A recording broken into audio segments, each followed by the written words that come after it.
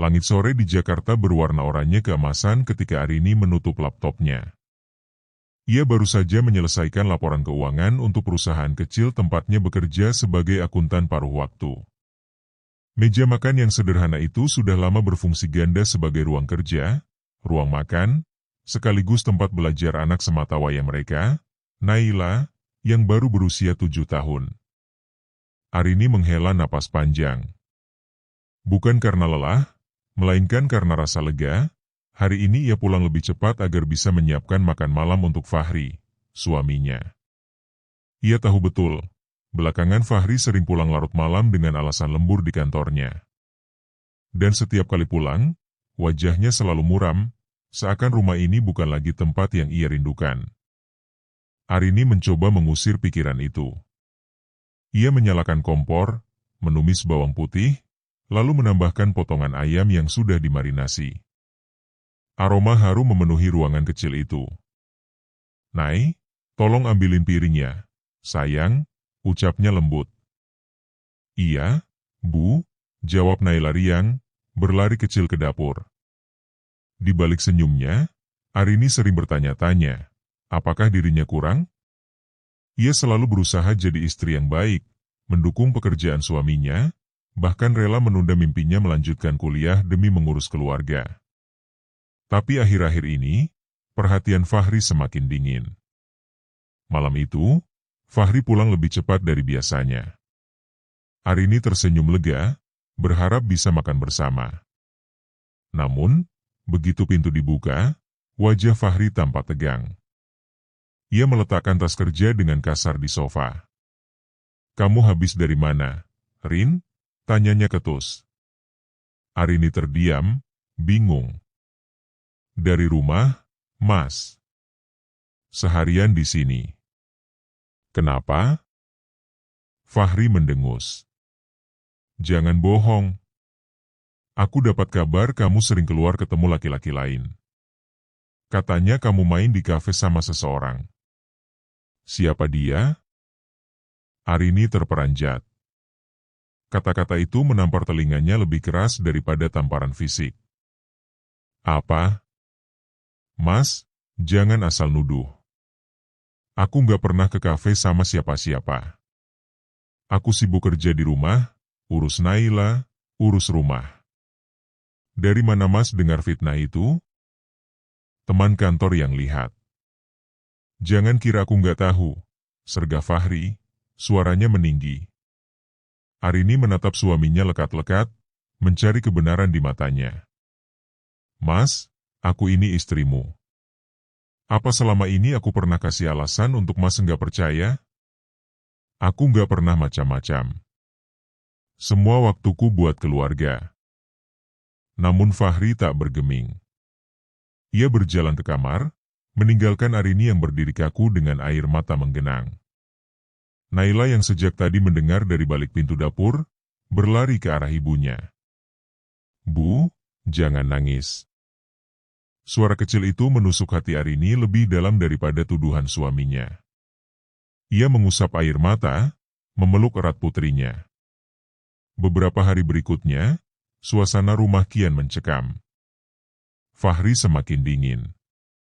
Ia jarang menyapa, jarang menatap. Jika berbicara, hanya singkat dan bernada curiga. Arini mencoba sabar, meyakinkan dirinya bahwa badai rumah tangga pasti bisa dilewati. Namun, fitnah itu terus menghantui. Satu malam, Fahri bahkan memeriksa ponsel Arini tanpa izin. Ia menggeledah galeri, pesan WhatsApp, bahkan catatan belanja. "Mana buktinya kalau aku selingkuh? Coba Mas tunjukin," suara Arini pecah malam itu. Fahri menatapnya dengan sorot tajam. "Orang gak mungkin ngomong kalau gak lihat sendiri. Kamu terlalu pintar menyembunyikan, Rin." Arini terdiam. Ia merasa marah sekaligus hancur. Cinta yang ia rawat selama 8 tahun perkawinan, kini rapuh hanya karena tuduhan tanpa dasar. Keesokan harinya, Arini berangkat kerja dengan hati berat. Namun di kantor kecilnya, ia disambut hangat oleh rekan-rekannya.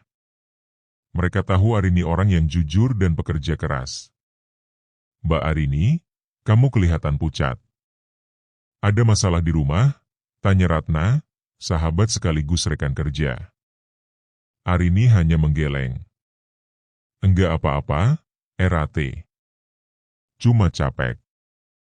Namun dalam hati, ia ingin berteriak. Ingin menceritakan semuanya, tapi ia memilih diam. Ia percaya, membuka aib rumah tangga hanya akan memperkeruh keadaan. Malam itu, saat Arini mencoba tidur, ponsel Fahri bergetar di meja samping. Layar menyala, menampilkan nama seorang wanita, Alia. Arini tercekat. Jantungnya berdegup kencang. Rasa penasaran bercampur takut membuat tangannya gemetar saat mengambil ponsel itu. Ia membaca pesan yang baru masuk. "Sayang, aku kangen. Kamu jadi datang besok?" Dunia Arini seakan runtuh seketika. Air matanya jatuh tanpa bisa ditahan. Semua tuduhan Fahri, semua kemarahan, semua sikap dinginnya, kini menemukan jawaban. Ternyata bukan dia yang bersalah. Bukan dia yang selingkuh. Fahri yang selama ini menyimpan rahasia. Arini menutup mulutnya rapat agar tangisnya tak membangunkan Naila. Ia merasa tubuhnya lunglai, seakan kekuatan hidupnya disedot habis. Hatinya hancur berkeping-keping. Dalam kegelapan kamar, ia berbisik pada dirinya sendiri, "Ya Allah, kalau ini ujian MU, beri aku kekuatan." Arini tahu, mulai malam itu, hidupnya tak akan sama lagi. Pagi itu, rumah terasa sunyi meski matahari sudah tinggi. Arini bangun dengan mata sembab. Malam sebelumnya, ia nyaris tidak tidur setelah membaca pesan dari Alia di ponsel Fahri. Ia duduk di tepi ranjang, menatap cermin kecil di meja rias. Wajahnya pucat, bibirnya kering. "Bu, kenapa matanya merah?" tanya Naila polos saat masuk ke kamar. Arini buru-buru tersenyum, meski senyum itu hambar. "Enggak apa-apa, sayang. Ibu cuma kecapean." Di meja samping, ponsel Fahri masih tergeletak. Godaan untuk membuka lebih banyak pesan itu sangat kuat, tapi Arini menahan diri. Ia takut Fahri bangun dan menuduhnya macam-macam lagi. Namun, bayangan kata, "Sayang, aku kangen," terus terngiang-ngiang. Hari-hari berikutnya, tuduhan Fahri semakin gencar. Ia pulang dengan wajah penuh prasangka, seolah setiap langkah Arini adalah dosa. "Aku dengar kamu ketemu laki-laki di depan kantor kemarin," ucap Fahri suatu malam sambil melempar jasnya ke kursi. Arini membeku. "Astagfirullah, Mas. Itu Pak Joko, klien yang datang ambil laporan keuangan. Masa aku nggak boleh ngobrol sama klien?" "Alasan? Jangan kira aku bodoh, Rin." Arini menahan tangis. Setiap kali ia mencoba menjelaskan, Fahri selalu punya tuduhan baru. Rasanya seperti di penjara tanpa bisa membela diri. Namun, di balik rasa sakit itu, Arini menyimpan tekad. Ia harus tahu siapa Alia sebenarnya. Malam itu, ketika Fahri sudah tertidur, ia memberanikan diri membuka ponsel suaminya lagi. Jantungnya berdentum seperti genderang perang. Puluhan pesan masuk dari Alia. Semua bernada mesra, penuh kerinduan, bahkan ada foto selfie Alia tersenyum dengan latar belakang sebuah apartemen.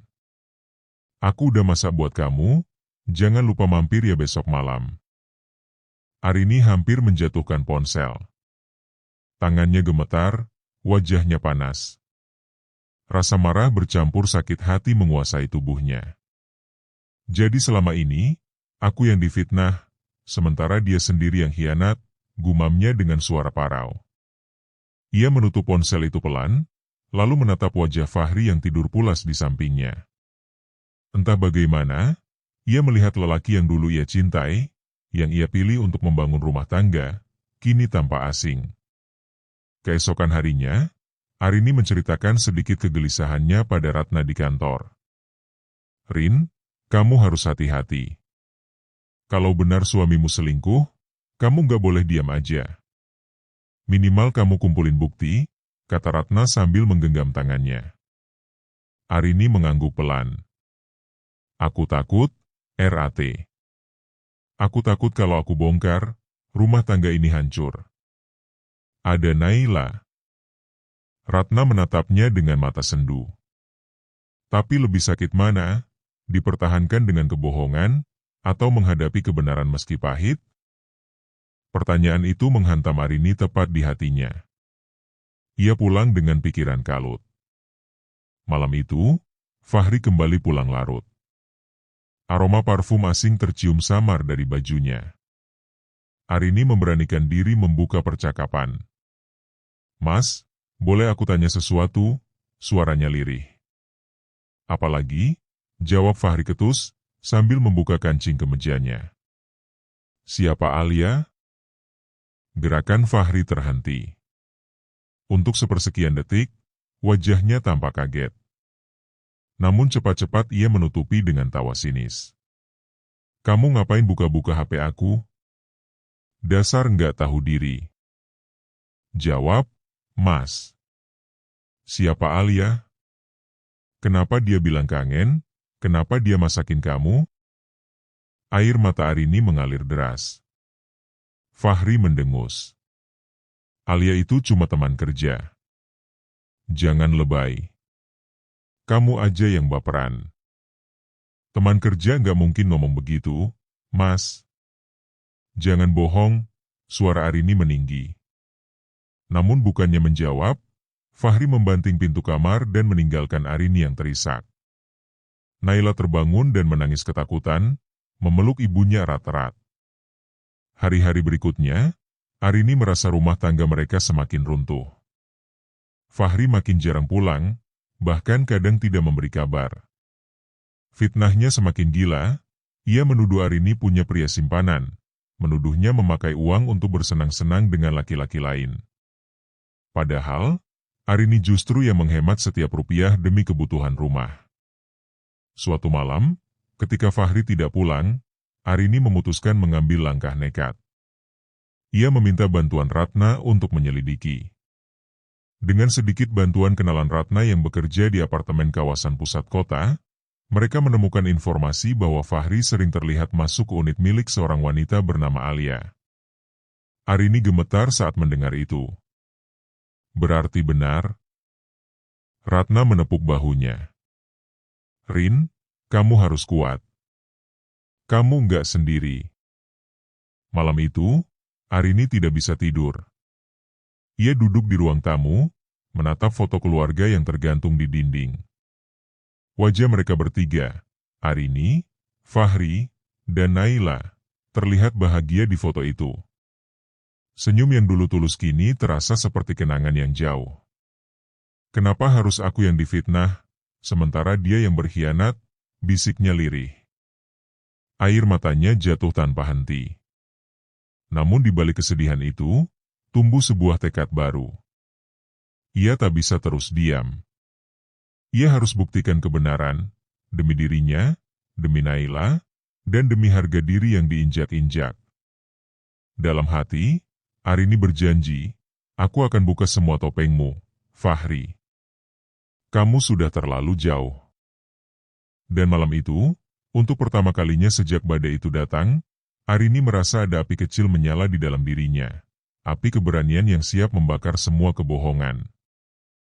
Malam itu Jakarta diguyur hujan deras. Kilatan petir sesekali menerangi langit, seolah menegaskan bahwa badai juga tengah berkecamuk di hati Arini. Ia duduk di kursi belakang mobil Ratna, berusaha menenangkan napasnya yang memburu. Rin, kamu yakin sanggup? Tanya Ratna yang duduk di sampingnya, menoleh penuh cemas. Arini menggenggam erat tas kecil berisi ponsel dan rekaman percakapan. Aku harus lihat sendiri, RAT. Aku nggak bisa lagi hidup dalam fitnah. Malam ini aku harus tahu kebenarannya. Mobil yang mereka sewa berhenti di depan sebuah apartemen mewah di pusat kota. Satpam pintu depan hanya melirik sekilas ketika mereka masuk, seolah sudah terbiasa dengan tamu-tamu yang datang larut malam. Langkah Harini gemetar saat menapaki lobi yang dingin itu. Jantungnya berdentum keras, tapi tekadnya tak tergoyahkan. Ia ditemani seorang kenalan Ratna bernama Yoga, pegawai keamanan apartemen, yang sudah bersedia membantu. Unit 1207, Mbak. Saya sudah sering lihat Pak Fahri masuk ke sana, bisik Yoga pelan. Arini menarik napas panjang. Terima kasih, Mas. Tolong antarkan saya sampai pintu. Lift berhenti di lantai 12. Koridor sepi, hanya terdengar suara hujan yang mengguyur kaca besar di ujung lorong. Lampu neon berkelip-kelip, menambah suasana tegang. Langkah Harini melambat saat angka 1207 terlihat. Suara musik lembut samar-samar terdengar dari balik pintu. Tangannya gemetar saat meraih gagang pintu, namun ia tahu pintu itu tak akan terbuka begitu saja. Yoga memberi isyarat. Ia menekan bel. Sekali. 2 kali. Tidak ada jawaban. Tapi musik tetap terdengar. Arini menatap Ratna. Aku harus masuk. Tanpa pikir panjang, Yoga mengeluarkan kunci cadangan, alas standar keamanan apartemen, dan membukanya perlahan. Pintu terbuka dengan bunyi klik pelan. Begitu pintu didorong, aroma parfum wanita langsung menyeruak. Ruang tamu apartemen itu remang-remang, lampu redup menyorot meja yang dipenuhi sisa makanan dan 2 gelas anggur setengah habis. Arini menelan ludah, matanya mencari-cari. Lalu terdengar tawa lirih dari arah kamar tidur. Ia melangkah, tubuhnya bergetar. Pintu kamar itu terbuka sedikit, cukup untuk memperlihatkan bayangan 2 tubuh yang berbaring di ranjang. Sayang, kamu memang tahu cara bikin aku bahagia, suara perempuan terdengar jelas. Arini mendorong pintu itu dengan keras. Brak! Fahri dan Alia sontak terlonjak. Fahri hanya mengenakan kaos dalam, sementara Alia berselimut, wajahnya kaget setengah mati. Arini, teriak Fahri dengan mata terbelalak. Arini berdiri di ambang pintu, tubuhnya gemetar menahan marah. Jadi ini lembur yang kamu maksud, Mas? Ini alasan kamu fitnah aku selingkuh? Fahri bangkit dengan wajah panik. Rin, aku bisa jelasin. Jelasin apa lagi? Suara Arini pecah, matanya basah. Ia mengangkat ponsel, merekam semua yang terlihat di depannya. Inilah bukti siapa sebenarnya yang berselingkuh. Kamu fitnah aku, padahal kamu yang hianat. Alia menatap dengan wajah ketakutan, mencoba menutupi tubuhnya dengan selimut. Mas, siapa sih dia? Kenapa bisa masuk? Diam kamu, Alia, bentak Fahri, lalu menoleh ke Arini. Rin, tolong jangan bikin heboh. Ini cuma salah paham. Arini tertawa getir, suara tawanya bercampur tangis. Salah paham? Kamu telanjang dengan perempuan lain di ranjang, lalu bilang salah paham? Astagfirullah. Ratna masuk ke kamar, wajahnya merah menahan emosi. Fahri, kamu tega banget. Arini selama ini setia, sabar, difitnah macam-macam, ternyata kamu yang main belakang. Fahri gelagapan. Aku hilaf. Aku stres di kantor, Alia cuma teman curhat. Teman curhat sampai keranjang, potong Arini tajam. Cukup, Fahri. Semua sudah jelas. Mulai detik ini, aku nggak mau lagi dibohongi. Air mata Arini mengalir deras. Ia menutup mulutnya, menahan isak yang hampir meledak. Semua luka, semua fitnah, semua pengkhianatan menumpuk jadi satu malam ini. Fahri mencoba mendekat, tapi Arini mundur selangkah. Jangan sentuh aku, Mas. Kamu sudah hancurkan kepercayaanku. Aku masih sayang sama kamu, Rin. Aku cuma hilaf. Arini menatapnya dengan tatapan yang penuh luka. Cinta gak bisa hidup dengan pengkhianatan. Kamu fitnah aku demi nutupin aibmu sendiri. Dan itu yang paling sakit. Hening sejenak. Hanya suara hujan di luar yang terdengar. Akhirnya, Arini menoleh pada Ratna. Ayo pulang, RAT. Aku sudah lihat yang perlu aku lihat. Sebelum pergi, ia menatap Alia yang meringkuk di ranjang. Selamat, Mbak. Kamu dapat lelaki yang tega menginjak harga diri istrinya sendiri.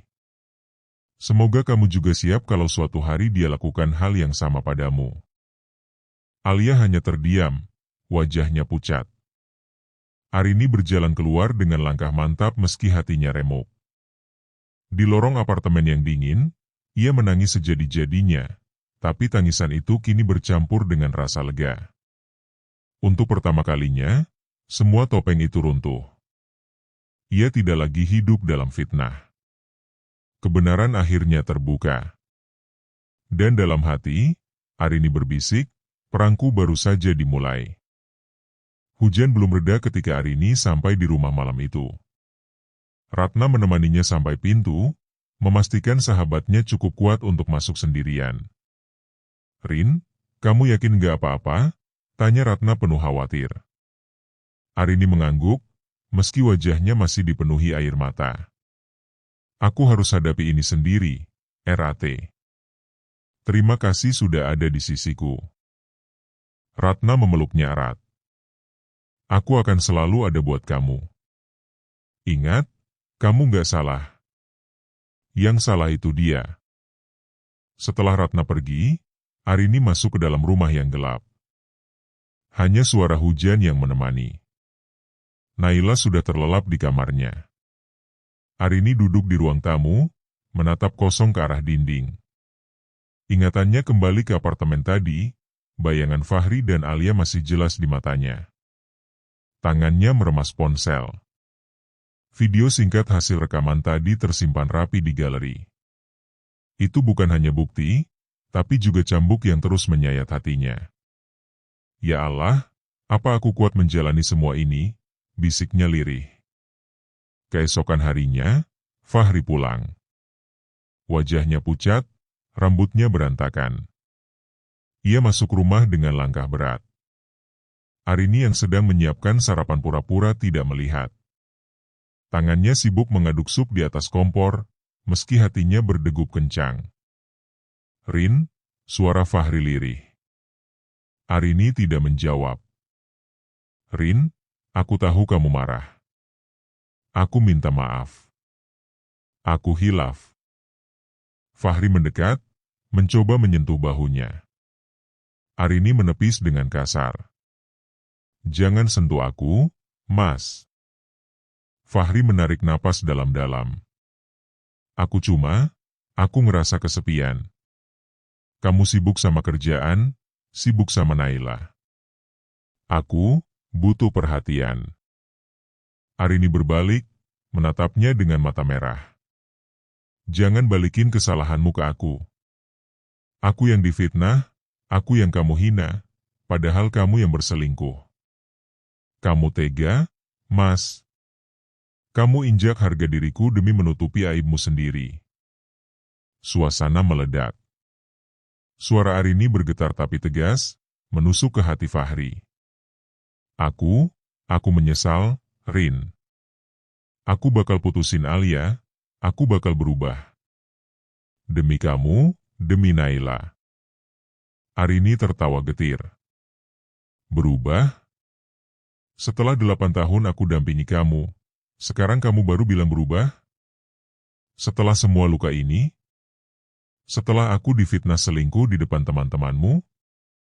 Setelah kamu bikin aku merasa paling rendah di matamu? Fahri terdiam. Kata-kata Arini bagai pukulan telak. Hari-hari berikutnya, suasana rumah seperti dua kutub yang berseberangan. Fahri berusaha mendekat, bersikap manis, bahkan pulang lebih awal. namun Arini tetap dingin. Ia masih mengurus rumah, menyiapkan makan, merawat Naila. Tapi semua dilakukan tanpa kehangatan. Tatapannya pada Fahri kosong, seolah dinding tebal memisahkan mereka. Di satu sisi, Arini merasakan luka yang terlalu dalam untuk dimaafkan. Di sisi lain, ia bingung bagaimana menjelaskan semuanya pada Naila. Anak sekecil itu takkan mengerti tentang perselingkuhan, tapi ia pasti merasakan perubahan suasana di rumah. Bu, kenapa ayah sering marahin ibu? Ayah nggak sayang lagi ya sama kita? Tanya Naila polos suatu malam. Arini menahan air mata. Ia memeluk anaknya erat-erat. Ayah masih sayang sama kamu, sayang. Sama ibu juga. Cuma, ayah lagi banyak masalah. Jawaban itu menggantung, tanpa kepastian. Suatu malam, Fahri kembali mencoba berbicara. Ia duduk di ruang tamu, menatap Arini yang sedang melipat pakaian. Rin, aku mohon, jangan tinggalkan aku. Aku janji, ini terakhir kali. Aku udah blokir nomor Alia, aku udah berhenti ketemu dia. Aku cuma pengen kita balik kayak dulu lagi. Arini berhenti melipat, menatap suaminya lekat-lekat. Mas, aku ini bukan mainan. Kamu gak bisa sakiti aku, lalu minta maaf, lalu seolah semuanya baik-baik saja. Luka ini gak bisa hilang begitu aja. Fahri menunduk. Aku tahu aku salah besar. Tapi tolong, demi Naila, jangan hancurkan keluarga ini. Arini terdiam. Kata, Naila, selalu jadi kelemahannya. Ia tak ingin anaknya kehilangan sosok ayah. Tapi apakah bertahan dalam kebohongan bukan berarti juga menyakiti anaknya? Keesokan harinya, Arini pergi menemui Ratna lagi. Mereka duduk di sebuah kafe sederhana. Rin, kamu harus pikirkan dirimu juga. Kamu gak bisa terus-terusan memaksa hati yang hancur buat tetap bersama. Itu sama aja menyiksa diri sendiri, kata Ratna serius. Arini menatap kopi di depannya. Tapi Naila, dia masih kecil. Aku takut kalau dia kehilangan ayahnya, dia trauma. Anak butuh orang tua yang sehat jiwanya, Rin.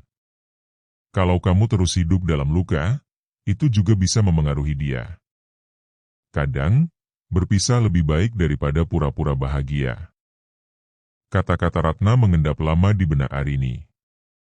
Ia pulang dengan hati yang semakin berat. Malam itu, Arini membuka laptopnya. Ia menatap layar kosong sebelum akhirnya membuka folder pribadi. Ia memutar video penggerbekan Fahri dan Alia di apartemen. Air matanya kembali jatuh. Tapi kali ini, bukan hanya karena sakit hati. Ada sesuatu yang menguat dalam dirinya. Ia menatap wajah Fahri di layar, wajah panik yang ketahuan bersalah. Dan ia berbisik pada dirinya sendiri, aku harus putuskan jalan hidupku. Aku nggak boleh terus jadi korban. Di kamar, Fahri sudah tertidur. Arini menatapnya sebentar, lalu menutup pintu pelan-pelan. Untuk pertama kalinya, ia merasa jarak mereka bukan sekadar selisih perasaan, melainkan jurang yang tak bisa diseberangi lagi. Malam itu, Arini berdoa lama sekali. Ia menangis di sajadah, memohon petunjuk dari Tuhan. Ya Allah, kalau rumah tangga ini masih bisa diselamatkan, tunjukkan jalannya. Tapi kalau sudah waktunya aku pergi, beri aku kekuatan untuk melepaskan. Hatinya masih penuh luka, tapi satu hal sudah jelas, ia tak akan lagi diam. Dan ketika ia berdiri dari sajadah, mata Arini tidak lagi hanya menyimpan air mata, melainkan juga sinar tekad. Pagi itu udara Jakarta terasa lebih pengap dari biasanya. Arini duduk di meja makan, menatap cangkir teh hangat yang sudah dingin tanpa disentuh. Wajahnya terlihat tegar di luar, tapi pikirannya berkecamuk. Malam-malam penuh tangis sudah ia lalui, kini saatnya bertindak. Di ruang tamu, Naila sibuk menata bonekanya. Tawa kecilnya jadi satu-satunya penghiburan Arini. Tapi justru karena tawa itu, tekadnya makin bulat. Ia tak boleh lagi membiarkan Fahri meracuni rumah tangga dengan kebohongan. Hari itu, Arini memberanikan diri menemui seorang pengacara keluarga yang direkomendasikan Ratna. Kantor hukum sederhana itu berada di sebuah ruko 3 lantai.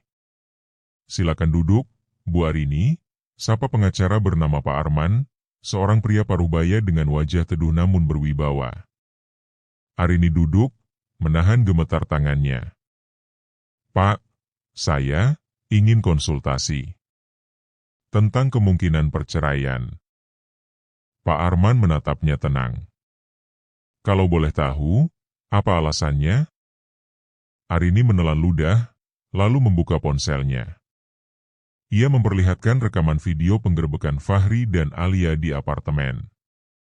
Suara Fahri, wajahnya yang panik, dan sosok Alia yang berselimut terlihat jelas. Pak Arman mengangguk pelan.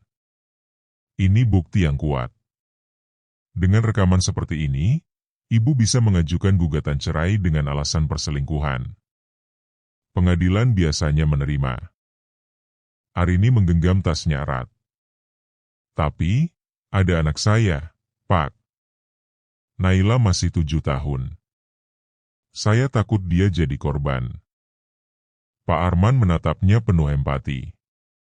Hak asuh anak biasanya jatuh ke ibu, apalagi kalau ayah terbukti berselingkuh. Tentu, ini tetap harus diperjuangkan. Tapi saya yakin posisi ibu kuat. Arini mengangguk, hatinya terasa semakin berat. "Saya hanya ingin Naila bahagia. Saya bisa terima sakit ini, tapi jangan sampai anak saya ikut hancur." Malam itu, Fahri pulang lebih awal. Ia mencoba bersikap normal, bahkan membawa martabak kesukaan Naila. "Nay, ini ayah bawain martabak. Yang coklat keju, favorit kamu," ucapnya sambil tersenyum lebar. Naila bersorak riang, berlari menyambut. "Makasih, Yah." Arini hanya menatap dari jauh. Pemandangan itu membuat hatinya teriris. Betapa sulitnya menjelaskan pada anak kecil bahwa senyum sang ayah menyimpan pengkhianatan. Setelah Naila tidur, Fahri mendekati Arini di ruang tamu. "Rin, aku serius mau berubah. Aku udah nggak ketemu Alia lagi." Arini menatapnya dingin. "Kamu pikir aku masih bisa percaya? Setelah semua fitnah, setelah semua kebohongan? Aku menyesal, Rin. Aku manusia biasa, bisa salah." "Bisa salah?" Arini nyaris tertawa getir. "Salahmu bukan sekali, Fahri. Kamu bukan cuma hianat, tapi juga tega fitnah aku selingkuh. Kamu tahu rasanya difitnah orang yang kita cintai? Itu lebih menyakitkan daripada ditinggalkan." Fahri terdiam, wajahnya memucat. Arini melanjutkan, suaranya tegas, "Aku sudah konsultasi dengan pengacara. Aku bisa gugat cerai kamu kapan saja." Fahri tersentak. "Apa? Rin, jangan. Jangan lakukan itu. Apalagi yang harus aku tunggu? Kamu sudah tunjukkan siapa dirimu. Aku nggak mau hidup dalam kepura-puraan." Fahri meraih tangan Arini, tapi ditarik kasar. "Rin, aku mohon. Demi Naila. Jangan cerai. Aku janji, aku bakal berubah sungguhan." Arini menatapnya lama. "Kalau kamu benar-benar pikirin Naila, kamu nggak akan lakukan semua ini dari awal." Fahri terdiam, wajahnya penuh panik. Untuk pertama kalinya, ia menyadari Arini tidak lagi sekadar menangis atau marah. Ada ketegasan di matanya. Beberapa hari berikutnya, Fahri benar-benar berubah. Ia rajin pulang cepat, selalu berusaha menyenangkan hati Naila, bahkan mencoba bersikap lembut pada Arini. Tapi semua terasa terlambat. Arini sudah tak lagi melihat suaminya sebagai pasangan hidup. Yang ia lihat hanyalah seorang pria asing yang pernah ia cintai, lalu menghancurkan segalanya dengan kebohongan. Dalam diam, Arini terus mengumpulkan bukti. Catatan percakapan, transfer uang Fahri ke rekening Alia, bahkan foto-foto dari Yoga, petugas apartemen, yang berhasil ia dapatkan. Setiap kali membuka bukti itu, hatinya hancur. Tapi ia tahu, semua ini perlu untuk melindungi dirinya dan Naila. Suatu malam, pertengkaran besar kembali terjadi. Fahri menemukan map berisi dokumen yang Arini sembunyikan di lemari. "Apa ini?" teriaknya sambil mengacungkan dokumen ke wajah Arini. Arini berdiri tegak, meski hatinya bergetar. "Itu persiapan gugatan cerai. Aku nggak mau lagi hidup dengan pengkhianat." Fahri membanting map itu ke lantai. "Kamu gila? Kamu mau hancurin keluarga kita? Kamu yang hancurin, Fahri. Aku hanya berusaha selamat dari reruntuhannya." Mata Fahri merah, napasnya memburu. Tapi Arini tak mundur. "Kalau kamu masih punya harga diri, akui kesalahanmu. Jangan lagi salahkan aku." Keheningan menyesakkan memenuhi ruangan. Akhirnya, Fahri jatuh terduduk di sofa, menutup wajah dengan kedua tangan. "Ya Allah, aku kehilangan segalanya." Arini menatapnya dengan air mata. "Bukan aku yang bikin kamu kehilangan, Fahri.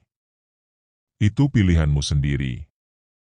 Malam itu, setelah pertengkaran mereda, Arini kembali duduk di sajadah. Ia menatap langit-langit dengan hati yang gundah. "Ya Allah, aku takut. Tapi aku lebih takut kalau terus bertahan hanya demi menjaga nama. Beri aku keberanian untuk memilih yang terbaik bagi Naila." Dalam doa panjang itu, Arini merasa beban di dadanya sedikit terangkat. Ia tahu, jalan di depannya masih panjang. Tapi ia juga tahu satu hal, ia tidak lagi sendiri.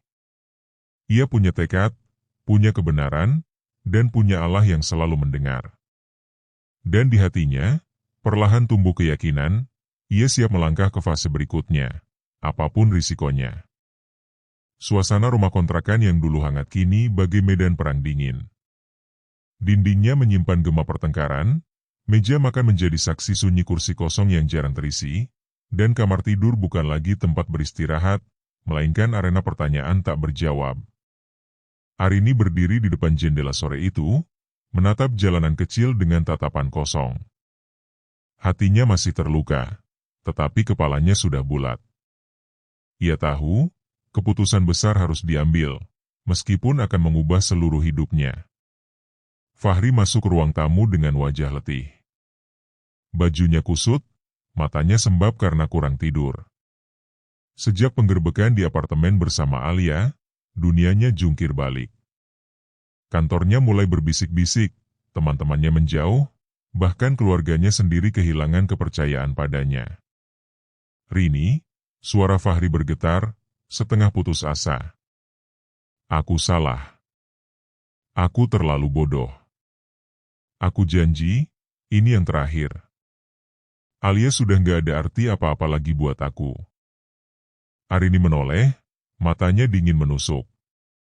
"Kamu pikir setelah semua yang kamu lakukan, janji masih ada harganya, Fahri?" Fahri maju, mencoba mendekat. Tapi Arini mundur setapak, menahan jarak. Ada tembok tak kasat mata yang kini memisahkan mereka. "Aku difitnah selingkuh, aku dituduh macem-macem, dihina di depan keluarga sendiri. Semua karena kamu tutupin kebusukanmu. Kamu bilang aku yang mengkhianati rumah tangga ini, padahal kamu yang menusuk aku dari belakang." Suara Arini pecah, matanya berkaca-kaca, tapi suaranya penuh ketegasan. Fahri menunduk, tak bisa menyangkal. Semua bukti terlalu jelas. Tiba-tiba ponsel Fahri bergetar di meja. Nama itu muncul lagi, Alia. Arini menatap layar itu sejenak, lalu kembali ke wajah Fahri. Senyum getir terukir di bibirnya. Bahkan sekarang pun, dia masih terus cari kamu. Dengan tangan gemetar, Fahri menolak panggilan itu. Aku udah blok dia berkali-kali, tapi dia selalu muncul lagi. Rini. Aku udah berusaha jauhin dia. Seakan semesta ingin mempermalukannya lebih jauh, pesan WhatsApp masuk. Fahri, kamu gak bisa lari. Cepat ketemu aku malam ini, atau aku bakal kasih tahu semua orang isi chat kita selama ini. Arini membaca sekilas pesan itu. Jantungnya mencelos, tapi bukan karena sakit hati lagi, melainkan karena hatinya sudah mati rasa. Ia menarik napas panjang. Alia bisa ancam kamu sesuka hatinya. Aku udah gak peduli. Yang aku peduli sekarang cuma satu, hidupku, dan masa depan anak-anak kita. Dan itu artinya, aku harus pergi dari kamu. Fahri panik. Ia meraih tangan Arini, mencoba menggenggam erat. Jangan, Rini.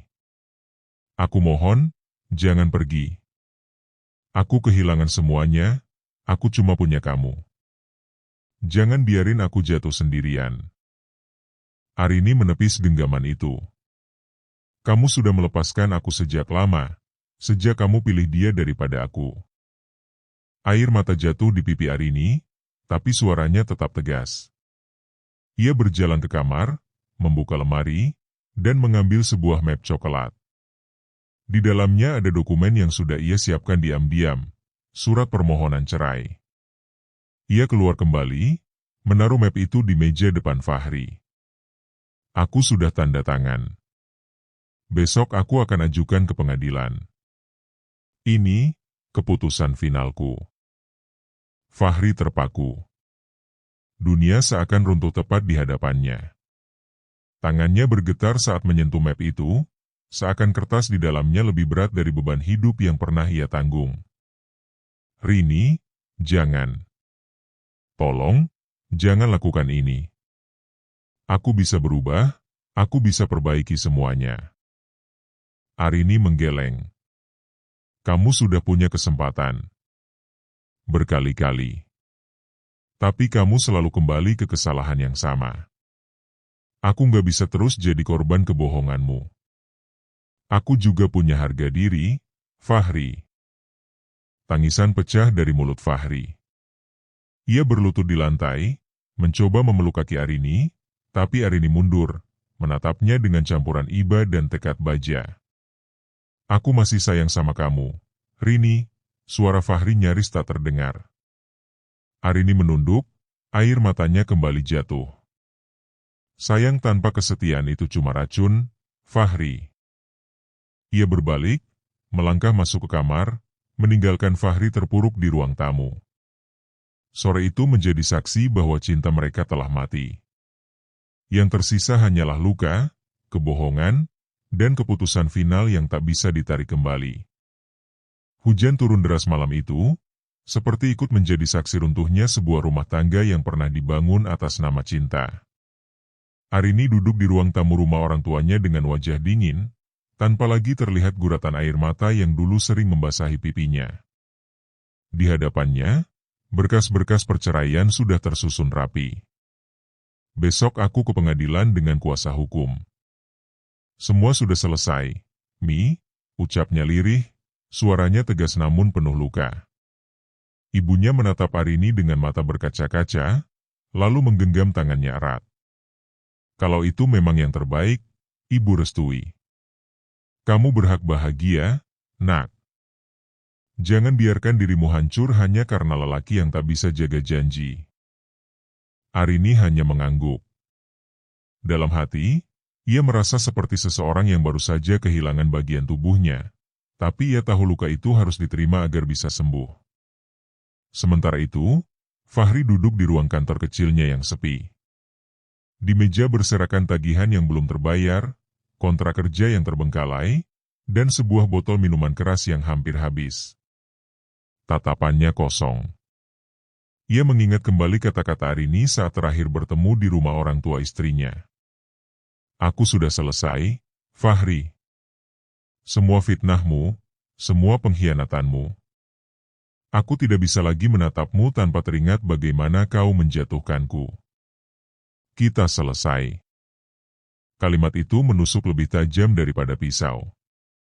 Selama ini, Fahri selalu merasa bisa mengendalikan keadaan, menutup perselingkuhannya dengan Alia, memanipulasi Arini dengan tuduhan, bahkan mencoba membuat istrinya merasa bersalah. Tapi kini semua topengnya hancur. Alia pun tak lagi di sisinya. Setelah penggerebekan di apartemen, reputasinya sebagai wanita simpanan tersebar luas di lingkungan kerja. Ia dipanggil atasannya, mendapat sanksi, lalu memilih mengundurkan diri. Beberapa kali ia menghubungi Fahri, tapi pria itu tidak sanggup lagi menemuinya. Yang tersisa hanya rasa malu dan penyesalan. Hari persidangan pertama tiba. Ruang sidang dingin, dipenuhi suara berkas dan ketukan palu hakim. Arini melangkah masuk dengan pakaian sederhana namun anggun, wajahnya tegar. Di sisi lain, Fahri tampak lusuh, kemeja tak lagi rapi, matanya sembab. Hakim memulai sidang dengan suara datar. Ibu Arini, apakah benar Anda ingin menggugat cerai dengan alasan suami melakukan pengkhianatan rumah tangga? Arini menatap hakim dengan mata yang tak lagi bergetar. Benar, Yang Mulia. Suami saya berselingkuh dengan wanita lain dan bahkan menuduh saya yang selingkuh. Itu sudah cukup bagi saya untuk berpisah. Fahri menunduk. Untuk pertama kalinya ia tidak bisa membela diri. Semua bukti sudah jelas, foto, rekaman, hingga saksi. Apa ada yang ingin saudara Fahri sampaikan? Tanya hakim. Suasana hening. Lalu Fahri mengangkat kepalanya, menatap Arini dengan mata penuh sesal. Aku salah. Aku menyesal, Arin. Aku buta. Aku takut kehilanganmu sampai tega memfitnahmu. Tapi sekarang aku benar-benar kehilanganmu. Tolong beri aku kesempatan. Suara itu pecah di tengah ruangan, tapi Arini tetap dingin. Kesempatan itu sudah kurlakan dulu, Fahri. Sekarang aku hanya ingin kebebasan, jawabnya pelan namun tegas. Beberapa bulan berlalu setelah perceraian disahkan. Arini mulai membangun hidup baru. Ia kembali bekerja di sebuah perusahaan desain interior, menata ulang mimpi yang sempat ia kubur. Senyum mulai kembali muncul di wajahnya meski masih ada bekas luka di hati. Di ruang kerjanya yang penuh sketsa, ia menatap keluar jendela. Langit cerah, burung-burung terbang bebas. Akhirnya, aku juga bebas, bisiknya. Sementara Fahri, hidupnya semakin terpuruk. Perusahaannya bangkrut karena ia tak lagi fokus, teman-temannya menjauh, dan keluarganya pun kecewa. Malam-malamnya diisi dengan penyesalan yang tak berujung.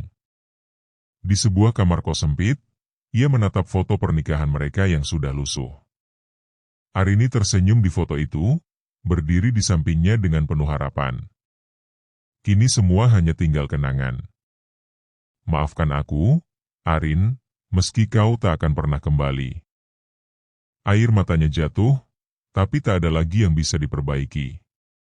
Cerita mereka berakhir di persimpangan yang berbeda.